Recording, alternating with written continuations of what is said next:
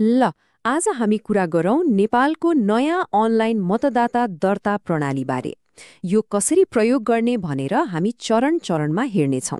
यो प्रक्रिया साँच्चै एकदमै सजिलो छ र यसले सबै नागरिकको महत्त्वपूर्ण मताधिकार सुनिश्चित गर्न पनि मद्दत गर्छ। अब सबैको मनमा एउटै प्रश्न होला हैन त, आखिर घरमै बसेर अनलाइन मतदाता सूचीमा आफ्नो नाम कसरी दर्ता गर्ने? यो प्रस्तुतिले यही प्रश्नको सरल उत्तर दिनेछ। त्यसो भए सुरु गरौँ पहिलो खण्डबाट। कहाँबाट सुरु गर्ने त? यो हो सुरुवातको बिन्दु, मतलब आफ्नो अनलाइन दर्ता कसरी थाल्ने। यो प्रक्रिया सुरु गर्नलाई खासमा 3वटा एकदमै सजिला स्टेप्स छन्। सबैभन्दा पहिले त अफिसियल वेबसाइटमा जानु पर्यो। त्यहाँ पुगेपछि नयाँ दर्ता भन्ने अप्सन देखिन्छ, त्यसलाई क्लिक गर्ने अनि सबैभन्दा महत्त्वपूर्ण कुरा, आफ्नो राष्ट्रिय परिचय पत्र नम्बर, जसलाई एनआइडी नम्बर पनि भनिन्छ, त्यो चाहिँ तयार राख्नुपर्छ। हो, यो नम्बर बिना त कामै अगाडि बढ्दैन नि। अब कुन वेबसाइटमा जाने त? ठेगाना हो applyvr.election.gov.np। म फेरि भन्छु, applyvr.election.gov.np।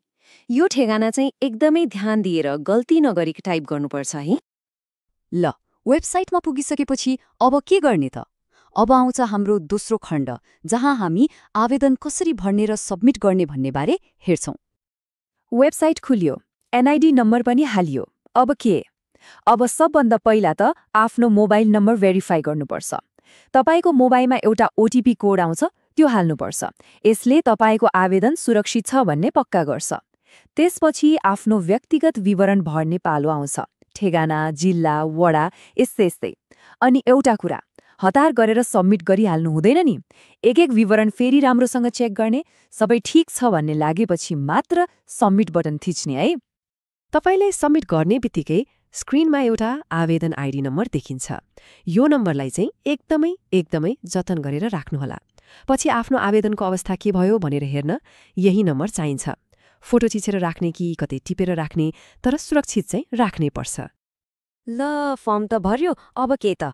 अब आउँछ अलिकति महत्त्वपूर्ण प्रश्न, बायोमेट्रिकको। यो भनेको प्रमाणीकरणको चरण हो। तर यहाँ एउटा कुरो छ, सबैजनाले अफिस धाइरहनु नपर्न पनि सक्छ। हेर्नुहोस्, यहाँ 2वटा अवस्था हुन सक्छन्। पहिलो, यदि राष्ट्रिय परिचय पत्रको डाटाबेस निर्वाचन आयोगको सिस्टमसँग पहिले नै जोडिएको छ भने भाग्यमानी भन्नुपर्छ, किनभने बायोमेट्रिकका लागि अफिस जानै नपर्न सक्छ।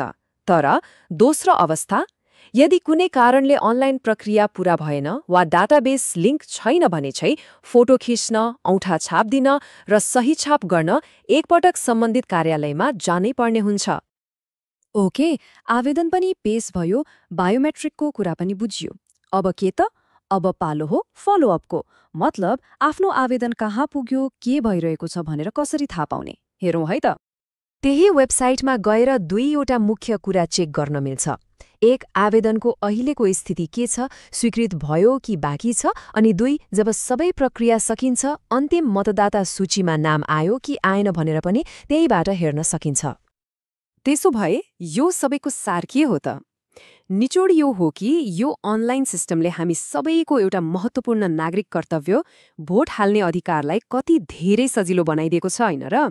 अब घरमै बसेरै आफ्नो मताधिकार सुरक्षित गर्न सकिने भयो।